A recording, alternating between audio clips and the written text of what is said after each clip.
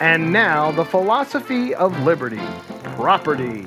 Have you ever stopped to ask yourself the question, who owns you? There can really only be two answers. A, you own yourself, or B, someone else, another individual or group of people owns you. The concept of self-ownership asserts that each person, by virtue of being a human being, has the absolute right to control his or her own body and remain free from outside interference. Our founding fathers believed that self-ownership was a self-evident truth. This led them to conclude that every individual has the right to life, liberty, and the pursuit of happiness. As John Locke stated, not that John Locke. John Locke stated in 1689, every man has a property in his own person. This no one has a right to but himself. Locke also believed that since man owned himself, he also owned the fruits of his labor. In order to live our lives, exercise our liberty, and pursue happiness, we must wrestle with the elements found in our environment. In their natural state, many raw materials have no real value. By mixing his labor and creativity with natural resources, these raw materials are now transformed into more useful goods necessary for his survival and his enjoyment. What does that look like? You can cut down trees and build a log cabin, pick apples and make an apple pie, or in a more modern context, buy numerous electrical and mechanical components and build things like computers, cell phones, and time machines. Okay, maybe that's going a little far, but you get the point.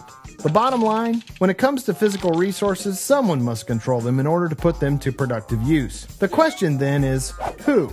It's either 1, the individual who brings said resources out of the state of nature and into productivity, or 2, they belong to another individual, your neighbor, your mother-in-law, the bully down the road, or a group of individuals, the Congress, the IRS, the United Nations, etc., or 3, in a communal fashion, these resources belong to the world, an equal share for every individual in the entire human race. Is it really feasible that every individual owns some equal portion of the earth? And who decides which poor soul gets the 1/6 billionth piece of land in the middle of the Sahara Desert? Is it even possible for property to be productively owned in this manner? Not likely. It would be just a matter of time before these resources would be handed over to a small group of representatives for oversight. That basically takes us right back to option 2. Ultimately, individual ownership and control of property is the only logical solution to ensure that natural resources achieve their highest productive potential.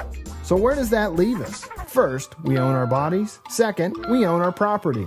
And as Frederick Bastiat once wisely stated, life, liberty, and property do not exist because men have made laws. On the contrary, it was the fact that life, liberty, and property existed beforehand that caused men to make laws in the first place. In other words, the original purpose of government was to protect the property rights of individuals against aggression. Next time, we'll take a look at one of Bastiat's favorite topics, legal plunder, which, we're sad to learn, does not involve Vikings.